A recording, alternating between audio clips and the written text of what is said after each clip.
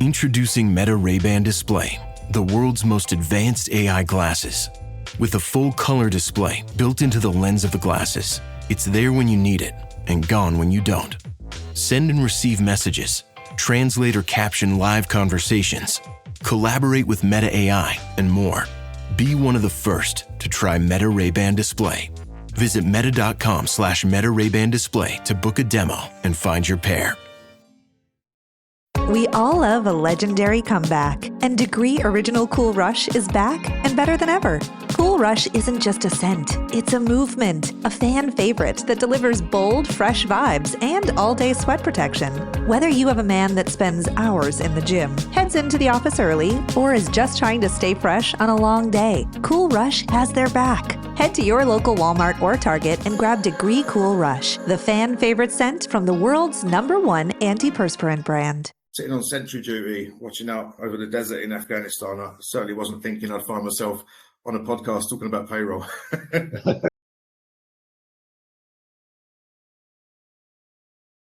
Welcome to our podcast, It's About Payroll. We're your hosts, Brian Escobar and Walter William Duncan III. Whether you're new to the payroll game or a seasoned veteran, we have something for you.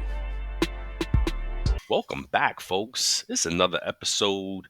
It's about payroll. It's about your paycheck. It's the remix. You know what I'm saying? We're at episode 122. We got a great guest on today. His name is Russell Webb, and we're just going to have a payroll conversation with him. But before we get into that, how you doing, sir?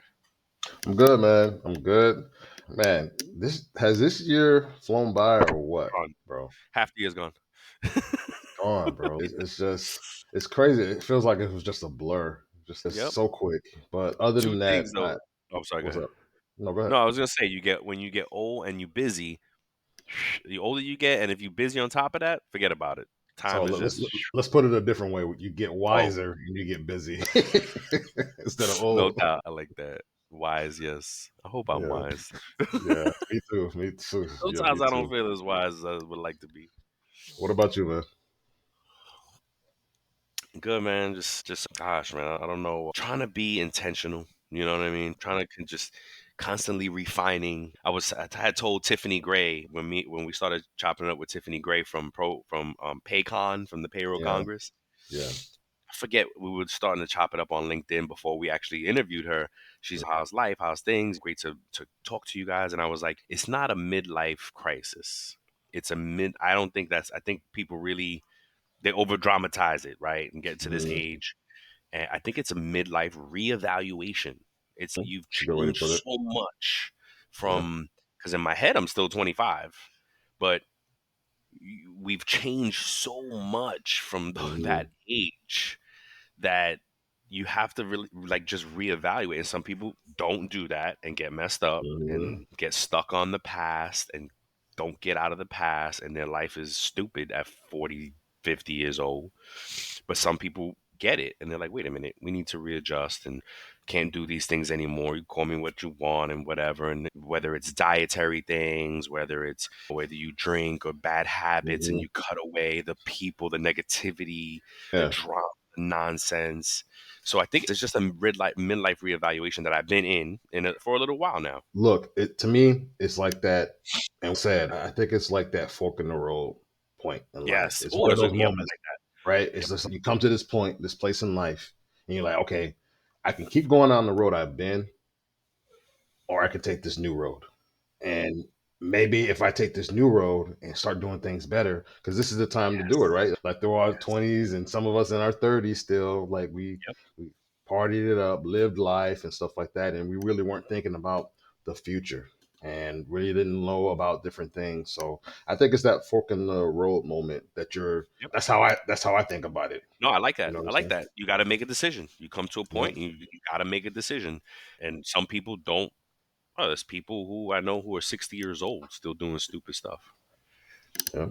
That never made that decision. That never made that change.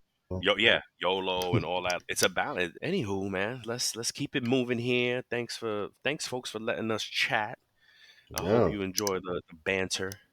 But let's get on to some pay news, or Which one to do first? We want to intro Russ, or we can pay news? Let's do the pay news, and then we'll intro Okay, Russ after the commercial. got it. Cool. All right, get us started, man.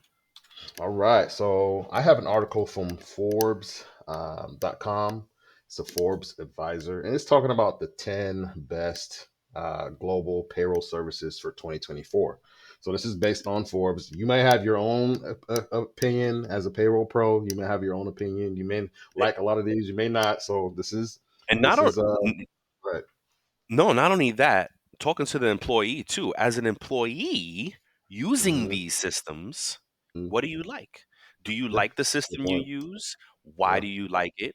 If you don't like the system you use, why don't you like it?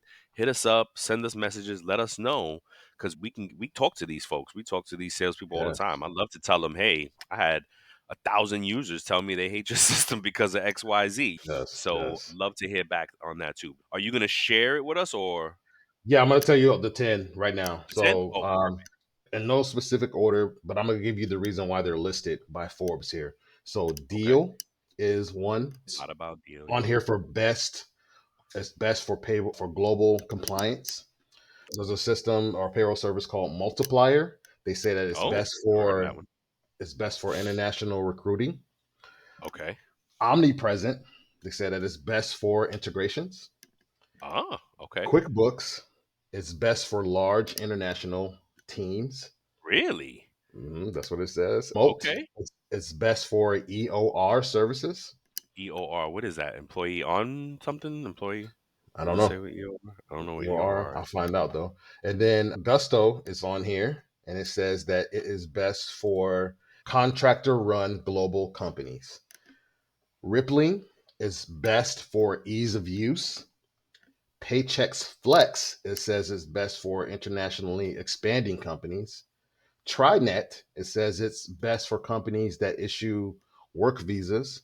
And then last, it has Workday, which it says it is best for global yet centralized payroll reporting. I love it. I just started touching Gusto too, and it's smooth. Nice system, intuitive. Mhm. I haven't processed out of it, but it looks good. EOR, by the way, is employer of record. Okay. Okay. Employer of record. And that's interesting because my article is around something that has to do with that. So that's cool. Oh, okay. So look, and then do you want to say what a EO, an employer of record is, or what they do? Oh, yeah. So employer of record just means basically who you work for, right? And where it makes how can I say, meaning if you work for Google, do you get actually paid for Google, or are you a temp agency working for who knows whatever staffing agency Hmm. getting paid from them? Because you could Okay. be doing Google work, but working for a staffing agency. Your Yes. EOR, employer of record, is that staffing agency, not Google. So yeah. So there's a definition here, and you Oh, you said got it you. right. Oh, you gonna break it down? Okay, Yeah. So it says it's a third party company that manages payroll, taxes, and there you go. benefits for There you another go. company's employees. Like you said to that point about the temp Yep. employee versus Google's, those type of things. All right. What Yep. do you And have, let man? me get to mine. So my article is about LSU, the college, the Yeah. sport juggernaut, right? One of the great sport juggernauts out there, basketball, Hmm. football, Louisiana State University.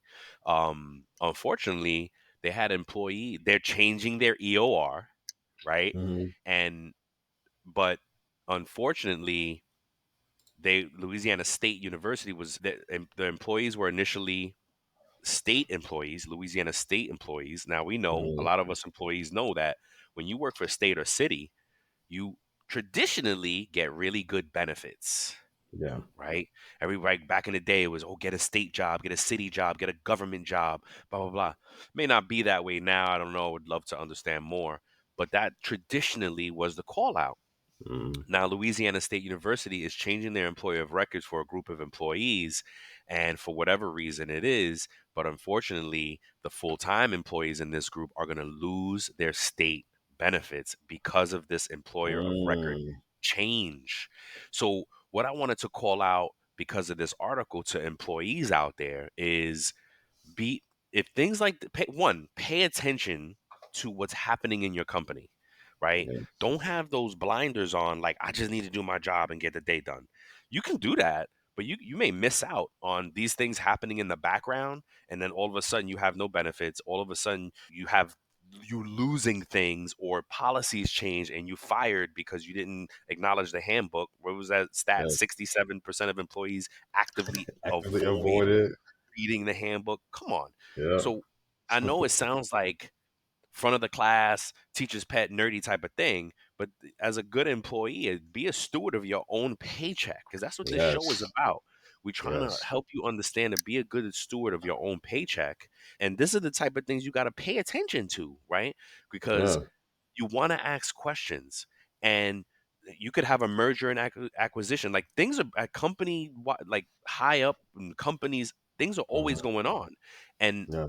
the company, for a lot of things, they're required to tell the employees, whether they tell you now or later, they're going to tell you that things have changed and this is what it is. And you sign off, right? And you go Yeah. on your, it's so, I love how it all ties together, because when you log on to your system of record and you got a document there, and it's, nowadays you could just click it. Yeah, I read it, acknowledge, click, I'm done. But in that document, it could have been explaining to you, you're being Uh, moved to a new employer of record. If you're a full-time employee, you're going to lose yeah. benefits and you need to go and do XYZ. If you're clicking away and you're not understanding and paying attention to these things, you could really get hurt. And these things like this happen all the time in companies. And that's a common conversation that leaders are having. Should we change our employer of record? Because there's money savings in there for them, right? Yeah. There's management savings. There's gain. There's money to be saved. So when you're talking about a company and you work for a company, guess what? Those leaders are always talking about how to save money.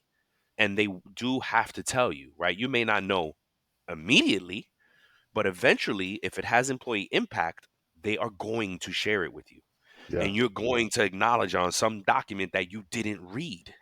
Hey, this is Brent Skinner, host of Small Talk Window here at the Work Defined Podcasting Network. Have you ever wanted a short podcast to listen to during a coffee break of your workday? You've come to the right place. My guests dispense with the small talk as quickly as possible and settle into a meaningful conversation around the world of work. Then you're going to be impact, right? Go Yeah. ahead. So look, it's better, and let me know if this makes sense or resonates with what you're saying. I'm trying to articulate it in a way that makes sense for the employees that are listening.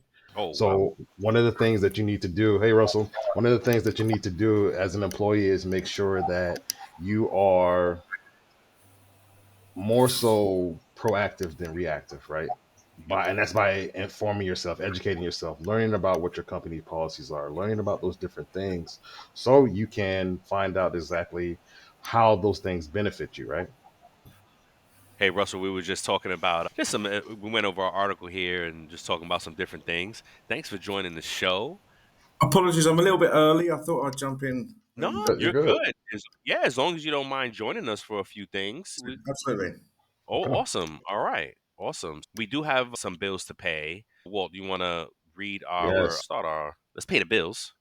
Yes. Summer is almost over, and with it, the perfect opportunity to plan your next vacation. Whether it's a long vacation or Christmas break, TimeTrack Go is here to ensure requesting and approving your time off is hassle free. TimeTrack Go simplifies vacation planning for employees with its intuitive mobile app. Easily check available vacation time, submit requests, and manage everything on the go. For supervisors, approving requests is as easy as a single click upon notification. Everyone deserves a break, and Time Track Go streamlines the process for all. Start your stress free vacation or PTO planning today with the free 14-day trial at timetrackgo.com. That's WTIMETRAK go.com. Or you can call them at 888-321-9922. Happy vacationing, and let's go. Let's go. So, joining us today, we have Russell Webb, who is a dynamic force in the payroll industry. He is the Payroll Business Development Manager at Phase 3, specializing in managed service payroll. With 8 years of experience across the global payroll landscape, Russell has had pivotal roles from managing payroll teams to spearheading global account management and sales, ensuring clients get tailored solutions for their payroll, finance, and HR needs. And before venturing into payroll, Russell led IT teams at DHL. Oh, that's awesome. And served with the distinction for 8 years in the Princess of Wales Royal Regiment as a machine gun commander and support weapons specialist.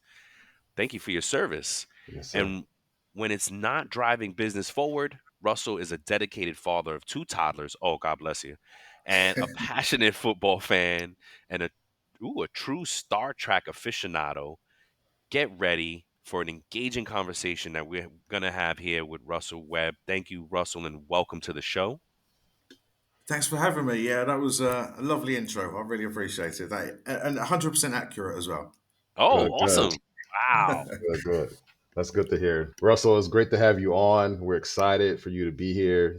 I know we've been talking back and forth, and so forgive me because I know I dropped the ball a little bit when you reached out. Thank you for being patient with us, and we're excited to have you here and really want to get this episode going with you. We have some topics that we want to discuss with you, and before we get to those questions and stuff, we would like to know, how'd you get into payroll? What is your payroll origin story? Yes. So it's an interesting one. As you said, I joined the army straight from school. So I was 16 when I joined the military, and Wow, 16. yeah, so I don't think you can do it anymore. But at that time, you could join at 16. Wow. And I went all around the world with the military, Iraq, Afghanistan, various other places. And all through that, I didn't even know payroll was an industry. Yep. I didn't even know it was a job that people did. It was just, I'm sure many people around the world actually have the same thing. You get your paycheck, you get your pay slip. You don't, unless it's wrong, you don't know what goes into doing it. That's right. I had no intention of going into payroll when I left the military, but I got the opportunity to. I was living in Prague in the Czech Republic for a little while, and I got the opportunity to manage, because they were looking for a people manager, and I got the opportunity to manage a payroll team. Oh, wow. And it was a great opportunity for me to learn, to develop people, which I've always been quite good at, to coach and to mentor people. But at the same time, I felt like I should know a little bit about payroll if I'm managing a payroll team. So I learned. Well, that's going to ask you, wait a minute, you just straight out of the military, they let you manage a team, now a payroll team at that. Yeah, there was a few little, like you said before, I was at DHL for a little while, and I started on the IT service desk, tried to turn it on and off again, Yes, of course. sort of thing. And then within a few months, I became the manager there. And then, as I said, I moved over I get it. I moved over to a company that you guys might be quite familiar with. 3 initials, ADP. Yeah. I work with them right now. And every payroll person that or company that I speak to, everyone's got someone from ADP in their organisation. It's such a far-reaching. But so I joined the ADP team managing Swedish payroll, would you believe? Which has its own set of legislation and nuances and that are far beyond anything I'd dealt with before. But from there, I realised I like talking about payroll more than actually doing payroll. I moved into an account management position, and then from there to sales, selling managed service payroll. Wow, that's an amazing story, man. I love it. Again, thank you for your service. And thank you. I do have one more sub question. I don't know if I included it in the email with the topics, but could you say, or how has your IT experience helped in your payroll career at all? I wouldn't say very much at all. So at DHL, we were doing internal service desk, first level IT stuff. Okay. Password resets. Obviously, as companies have evolved and service desks have evolved, they have this system where they try to put more of the technical stuff onto the first level teams. But I don't think it really affected what I've done in payroll at all, to be honest. I like the question. I don't understand. Yeah. Okay. Yeah. I mean, customer service though, if you're good with people, definitely sharpen that skill. It all connects. It all connects. That's the beauty of payroll. Yeah. That's awesome. All right. But it's not quite a Marvel origin story, but I still think it's more interesting than most. No, you have a great story, man. I think that's what I love about connecting with people and folks on the show, is that everybody's story is different, and it's unique, and like everybody's like their own. To your point about Marvel, right? Everybody's their own payroll Avenger, and everybody has their own super story. So it's cool. It's really cool. All right, go ahead. One of the things I love is talking to friends. When people say you tell people you're in the payroll industry or you do payroll, people more often than not, if they've not had any kind of direct experience with payroll teams, they're like, "Isn't it just clicking a button?" Oh my God. And I love explaining some of especially the differences between global and local payroll. When I first joined ADP, the thing that someone explained to me at a very kind of high level about payroll was that if you're a multinational company that's got offices in every country in the world, either you outsource your payroll to someone for a cheaper price, or you'd have to have a different payroll person in every single country that you've got. Yep. So it's just cheaper to do it outsourcing. But then most companies in the world aren't multi-country. Most companies have their own geographical footprint in their own country, and it's even cheaper for them to do it in their own country using an outsourcer, using a trusted company rather than trying to do it themselves.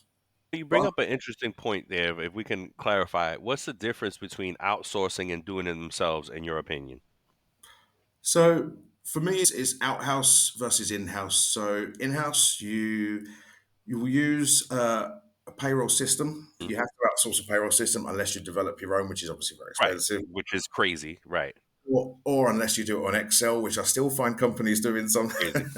Wow. Depending on your size, yeah, I've seen that as well. Yep.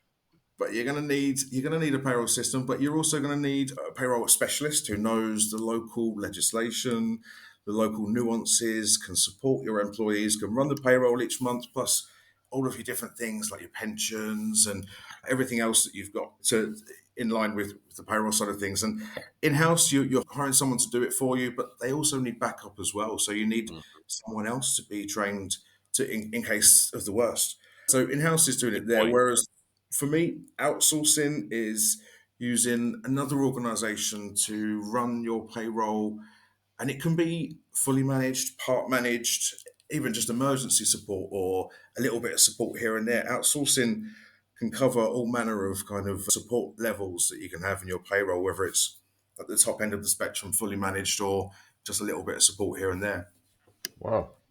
Perfect. I love it. That's great. Because I think we as payroll folk, we talk about, in-house, outhouse, like what does that mean?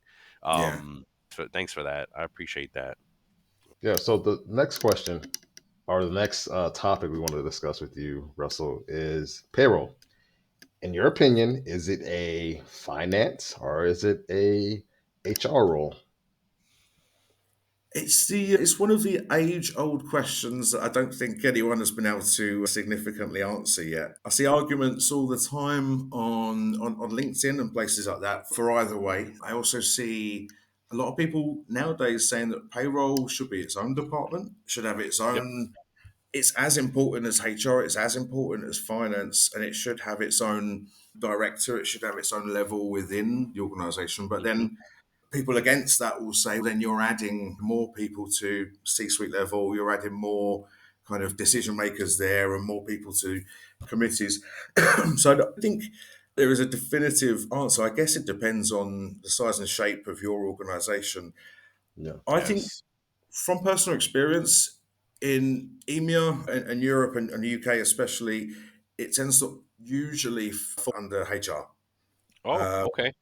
I know that's quite a little bit different to you guys. I know that in the States, quite a lot under finance. It's about split in half in here. Based on the research we've done, it's 50-50. And even in our careers, we've experienced the same thing. I spent half my career reporting to finance, the other half reporting to HR. Some of jobs we've gone back and forth where we started off reporting to one department and have and shifted and started and reported to another because of reorganization. So so what you're saying, but on your side of the world, it's mainly majority is in HR, or all, would you say? Yeah, mostly. I haven't seen many organizations where it's a finance role. Wow.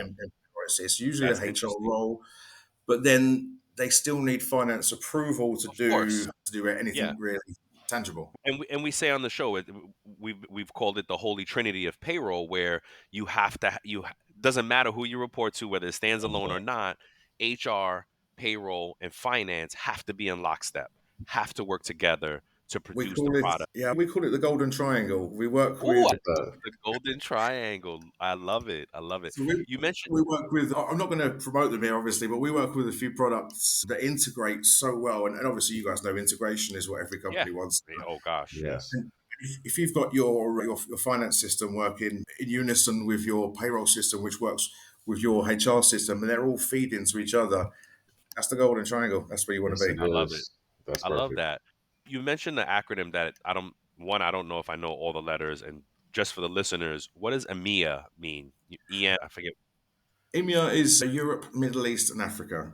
Ah, So okay. quite often, global corporations will split their geographical regions into North America, sometimes LATAM, Latin America, sometimes they'll have EMEA, which is Europe, Middle East, Africa, and APAC, Asia Pacific will be. So at least the companies that Thank I've worked you. with split them Yeah, that way. no, I'm familiar with the acronyms, but I directionally know what they mean, but I never looked it up. And thanks for sharing that. That's a good call. That's a good definition for folks. I love it, man. What a great conversation. The next one is global payroll, and I love that Walt did this. And shout out to Walter. Walter curates the show and produces it, and really helps us guide through what we talk about. And I love the things that he brings up. And so, global payroll, is it really global? I recently wrote an article in the UK. We have something called CIPP, Chartered Institute of Payroll Professionals, which Yes, is familiar. This podcast is brought to you by Carvana. Carvana lets you buy your next car on your terms. Explore a massive inventory online, filter for what matters, and find your perfect match. Then choose delivery to your home or pick it up at one of Carvana's iconic car vending machines. Every car also comes with a 7-day money-back guarantee, so you can make sure it's the right fit. Buy your car on Carvana. Delivery or pickup fees may apply. Limitations and exclusions may apply. See our 7-day return policy at Carvana.com. Carvana. Hi, it's Eva Longoria, and let's be real. After 40, we should ask for more from our skincare. I swear by Revitalift Triple Power Moisturizer by L'Oreal Paris. With vitamin C, pro-retinol, and hyaluronic acid, it reduces my wrinkles, firms, and brightens. And it's not a procedure. It's just a hardworking moisturizer. Revitalift Triple Power Moisturizer by L'Oreal Paris. Grab it today in fragrance-free or with SPF 30. Available at your local Walmart. Like our payroll org, Yeah. formerly known as APA. Yep.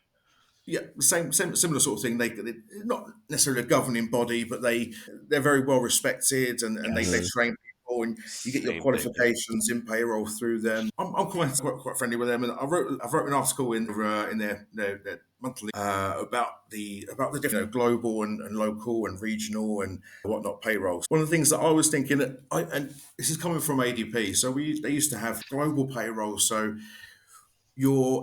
if you're in a company and you want your employee to have the same experience from onboarding to payslip for an employee in Colombia to an employee in Singapore, you want a system that does everything. But then at the same time, it's very difficult to have one payroll or one HR system that can look at the nuances and the differences between European payrolls, Asian payrolls, and US payrolls. Even in the US, you've got 52 different, effectively, countries with different legislation sometimes. Yeah. Oh, yeah. So it's crazy. And so it's difficult to have one system that can do all that. In the old days, I say the old days, I'm talking like 20 years ago. Those days, yeah. You would have companies that offer global payroll would have a network of local providers in each country. And they were loosely strung together by perhaps one central system. Yep. But that wasn't doing the payroll. It was the local in-house countries that were doing the payroll. And that was good for a number of reasons. In Europe, obviously, there's certain countries in Europe, I won't name any, France, that don't like to have English as the business language. They like to have their support in French. They like to have, and their payroll is quite complex as well in terms of the nuances and the legislations. Having a global system or someone offshore to do their payroll in France is very challenging. And they would expect to log a ticket and have that back in an hour. So the best thing sometimes that companies can do is have the in-country provider providing the support there. They've got the language. They know the rules. They know how it works. But then you need to have that still connected so your outputs can still go to a central system, which can still go to the client. So I think my outcome, and this is perhaps a coward's outcome in my article, was that there is no right answer. Yeah. No, depending on the size and shape of your company, depends on how you should set up your payroll, whether that's grouping countries together and having that done that way, whether that's having local providers who can provide the outputs like the GL files and everything else that you need into a certain format that goes into your central system, or if you really want exactly the same user experience but are willing to compromise slightly on perhaps the service time, a global system is truly for you. So it really depends on the size and shape of your company, and that's why my job is speaking to clients and determining what the best fit for them is. Wow. So, Okay. yeah, and perfect segue. What is your job? Tell us a little bit about your company, what you do, what your purpose is. Sure. So my company is Phase 3 Consulting. We are a company based in Manchester in the UK. Okay, cool. We started off 20 years ago. We recently celebrated our 20th anniversary. That's how I know Congrats. it's. Yeah, congratulations. Congrats. Started off with one person, our founder, in his bedroom doing some HR Wow. consulting. Yeah. And over the years, we've grown and now we're 120 people. Nice. Our business is split 50-50, roughly between our consulting side, our professional services, where we offer clients health checks and on their systems, HR, finance, payroll systems. We do health checks. We do system selection. So we'll go out to companies and we'll help them choose the best of breed kind of systems for them. And any kind of professional kind of consultancy on multiple different kind of payroll systems that are used in the UK. And then the other side of our business, which represents the other 50%, is our managed service payroll side. This is where I come in. Okay. Okay. So we offer, we're a bureau, so we offer managed service payroll on. Okay. We offer payroll on about 9 different payroll systems. So we have experts on all of those different kind of. Oh wow! So not just one.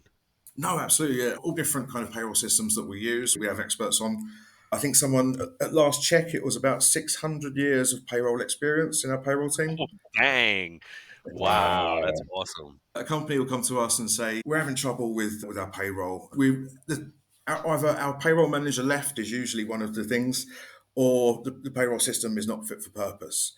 If they like what they're using, generally we would say we can offer you a short or long-term managed service. So one of our experts can come in, operate the payroll on your software and run your payroll for you. Or if they're not happy with the software they're using, we have a system of choice that we can implement and run ourselves called Brain Payroll. Nice. At the moment, it only does UK and Ireland, but eventually, hopefully, we can expand. But Brain, you called it Brain Payroll? Brain Payroll, yes. As I said, we use multiple systems, and I'm sure you guys would know some of them, not with the ADP Global View, and we use one that's quite popular in the UK called iTrent. There's one called Unit 4. There's various systems that we run managed services on, but all of our teams say that their favourite one is the one that we use called Brain Payroll. It's very simple. It's very linked into everything. You have one user journey that you go on the side.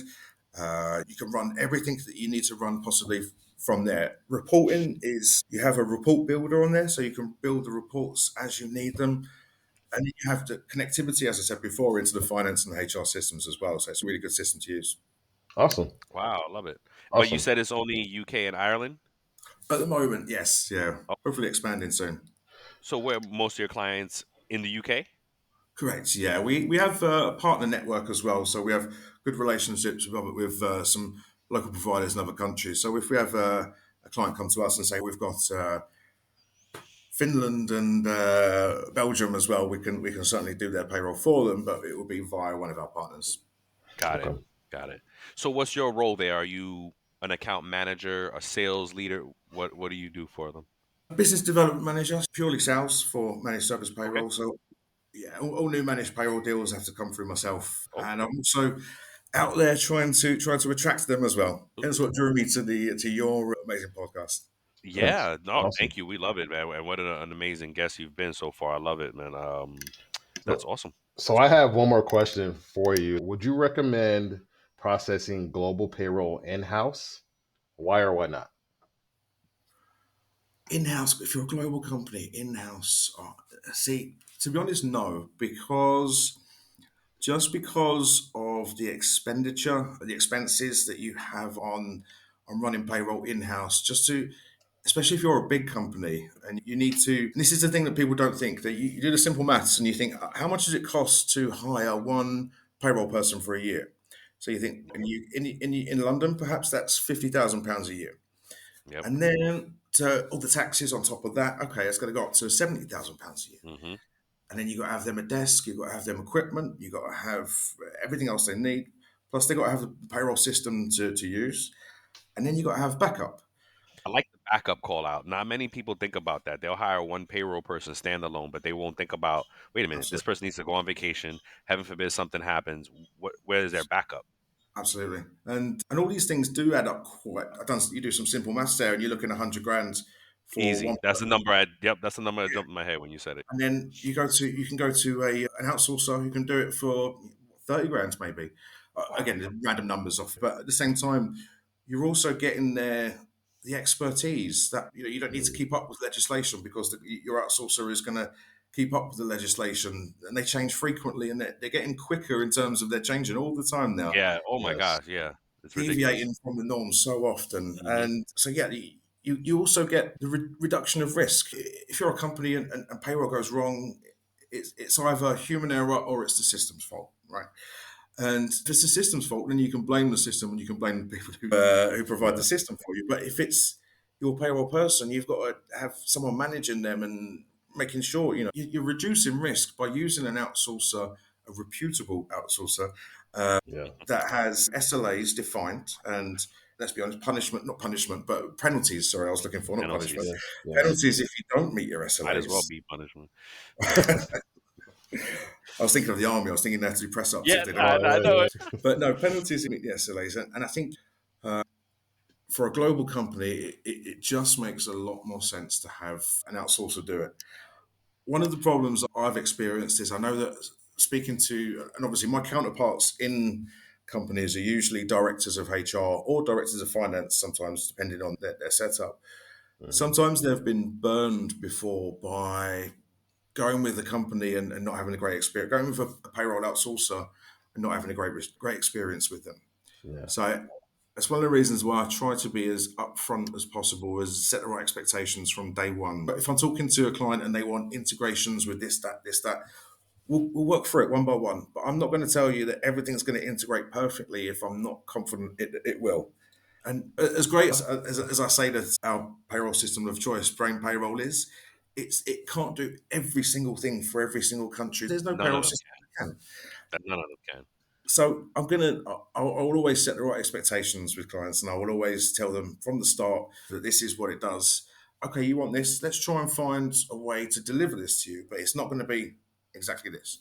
It's about setting right. So as I said, a lot of people that I've spoken to have used sometimes a couple of payroll providers in the past and been burned by them in terms of not delivering what they wanted or being missold sometimes.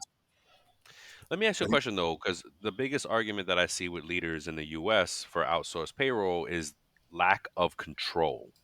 Do you run into that all the time? Okay. How do you combat that? How do you answer to that when a potential client says, "I want to control it"?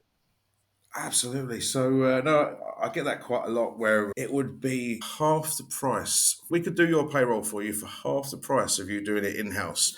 Instead of you having your team of 3 running payroll in-house for a fortune, we do it for half the price. But the end decision lies with the CFO, and they believe that they have more control over it if it's done in-house rather than outsourcing. And do you know what? To some extent, I get that. I like to have control. I like to see what I'm doing each month. So the way that I like to approach that is like, look, with our payroll system or with any of the payroll systems that we use, we make sure that you've got access, that you've got the login, that you can see on the dashboard where the payroll is each month, what we've processed, that you get the variance reports when you need them. Those variance reports, I'm assuming you guys have this in the US, but it just shows you the difference between this month's payroll and last month and where those differences are. So I try to explain to these people that You'll get all the reports. You'll see on a dashboard where we are each step of the way, and you have to approve the payroll before we can send it. So it's not like we're doing things behind your back. So you You'll get do all have the control, reporting. yeah. You'll get everything the same as what you would have if it was in-house, and you have the end control over the payroll. I love it. It doesn't always work.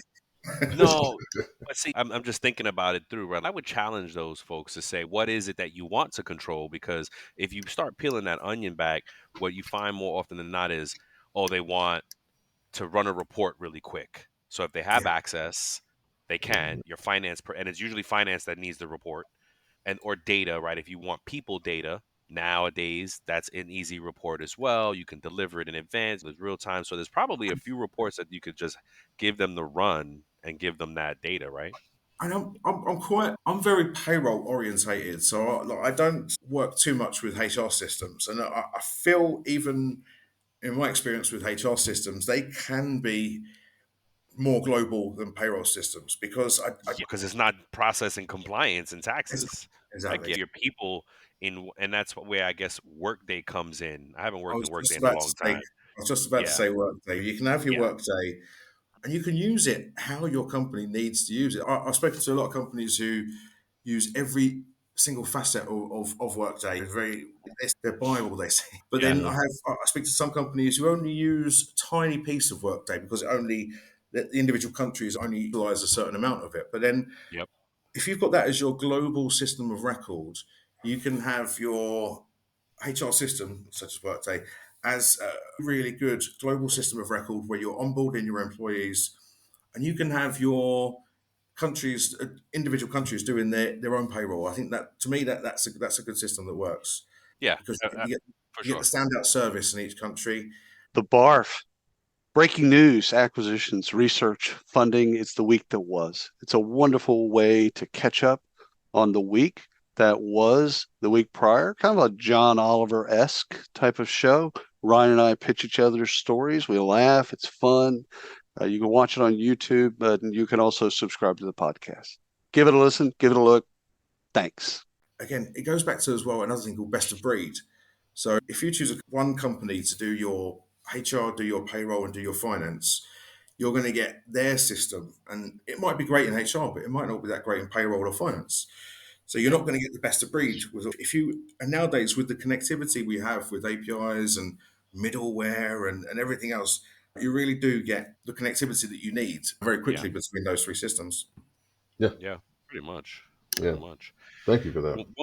Yeah, man. What a great conversation. I love it. And I love being surprised, right? Because we've never met, and we don't do any preparation calls before I don't like doing it. I love it being very fresh and right.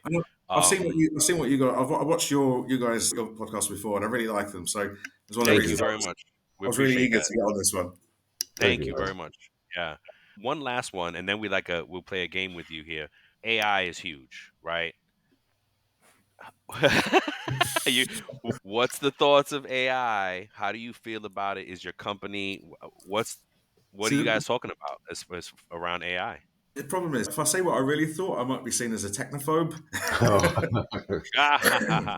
So I know a lot of big companies that have spent billions, I'm talking billions, on AI. I bet. Yeah.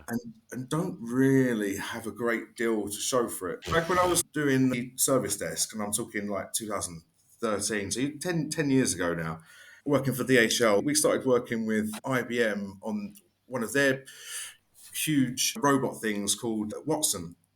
Yeah. And it was already around for a while, but we were going to utilize that to do our chat answers. If you need support, just use the chat instead. But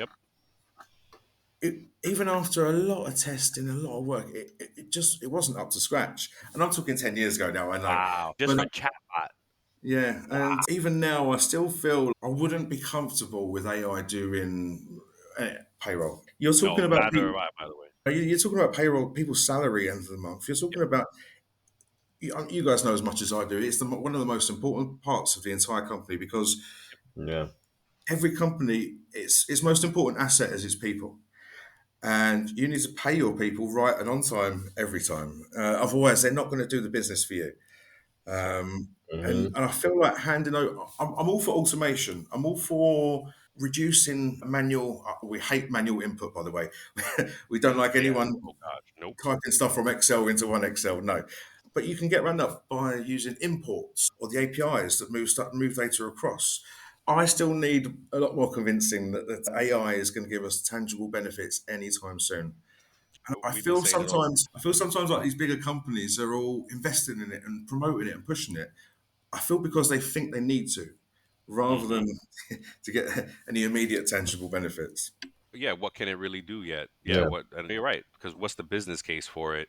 How does it solve something, like you said, in a really tangible way, accurately? Let's not forget, right? We got one job: deliver accurate, on-time payroll. Absolutely. How does AI help you do that is a big question. What's up? And look, there's so much discovery that still has yet to be made in terms of AI, right? Yeah. And so we don't know, like when the internet came out, right? It was this glorious thing, but it also came with its different consequences, its different things that people used. Like just as we advance, there's also going to be those people who don't have good intentions, that want to hack into people's information. No, it's insane. I am always reminded when people start to say, in a couple of years, no one's going to have any jobs because AI is going to do everything. No. I'm always reminded of that. Do you remember that movie about the female naturalists? They were doing the maths for the first launches. Yes.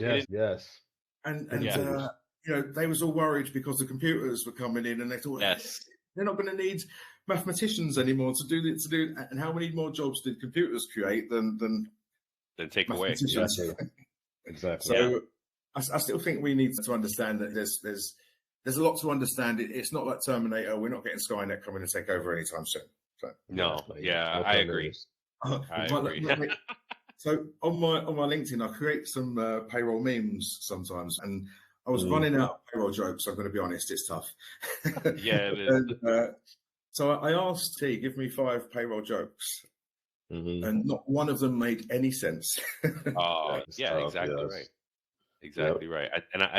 It's funny you say that, because I think recently you put out one that I loved. I don't remember what it was, but I was like, oh man, that's awesome. It was funny. And you're right. It's hard to bring humor to it, to make it funny. Normally it revolves around payroll teams not getting any thanks once they've done payroll correctly. Or payroll, isn't that just pushing a button kind of thing? Yes, exactly right. Exactly. Look, Russell, thank you so much, man. Before we let you go, we have a game that we play with everybody called This or That. And you could pick one or the other, or both, or neither. Just something fun to get to know you beyond payroll. And Walt, you want to do the first 3 and I'll do the last? Yes. So I had to ask you this question. Captain Picard or Captain Kirk? Picard all day long. Kirk was a bit before my time. And I'm a big Picard fan. Okay. Beer or scotch? I'd love to say scotch, because it's one of them things that I like the smell of, but I don't like the taste of. But Okay. And then my last one before I pass it to Brian: Excel or Google Sheets? I'm a little bit old school, so I'm going to say Excel. Yeah, likewise. All right. Chelsea or Manchester United? I have Chelsea tattooed on my arm. Whoa. So that's there you go. All right. Yeah. Remote or hybrid? So I'm remote full time. Okay. Our office is half the country away, so having remote workers allows you to have an expanded workforce. You can have skills that people need, and nowadays, with the connectivity that we've got to each other, you don't need to have everyone sitting in the office unless you're in a factory, obviously, or something that you need to be there. I'm going to say, but again, it is nice to meet the team and go out for drinks afterwards, and a mix of both. I like the remoteness. Okay. There you go. Question. Okay. A last one: fish and chips or bangers and mash? Oh, that's a good one. I'm not a big fish fan, so I'm going to say bangers and mash. Okay. But so and you guys don't know this, but so we in the UK, we have, where I'm from, especially, as a local cuisine called pie and mash.